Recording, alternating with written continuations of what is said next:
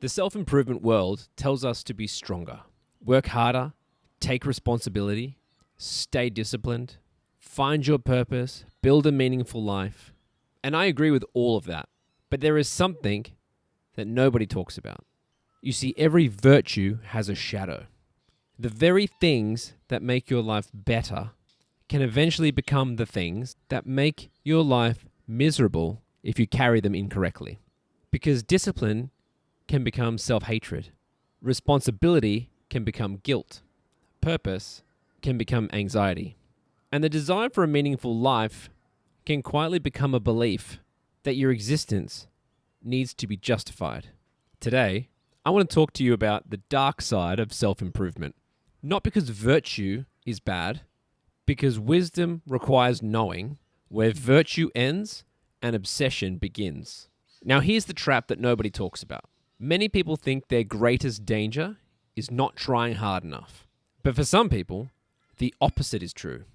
Their greatest danger is never feeling like they've done enough. There's always another goal, another project, another habit to improve, another weakness to fix, another milestone to reach. The finish line keeps moving. And eventually life starts feeling less like an adventure and more like an endless performance review. Responsibility is one of the most important virtues. It gives us agency.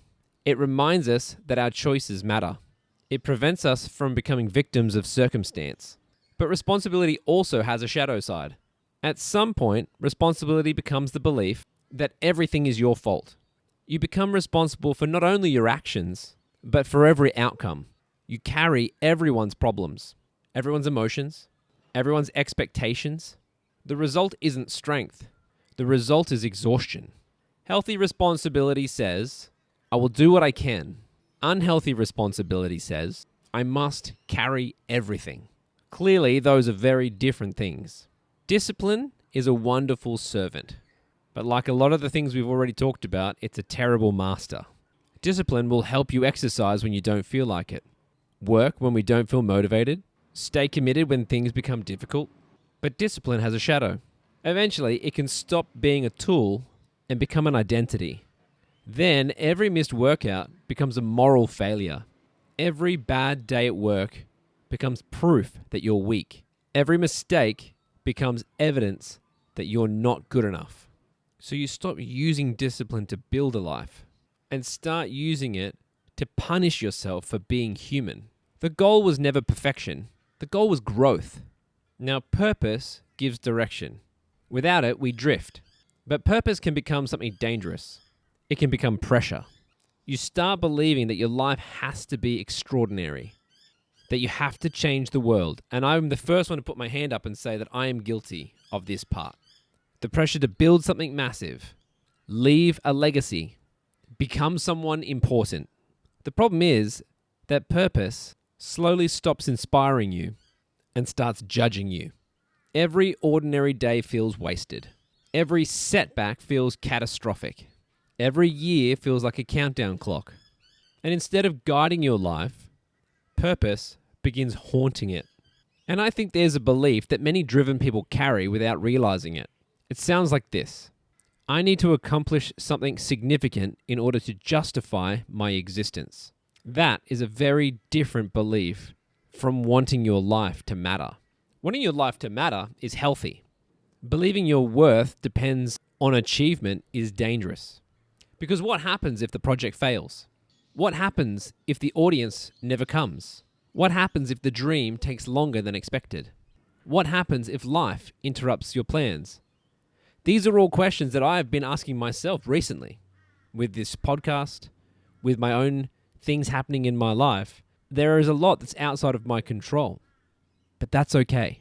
If your value depends on accomplishment, every setback becomes a threat to your identity. And that's far too much weight for any goal to carry. But here's the truth that we all forget. Your life matters before you achieve anything. Not after, before.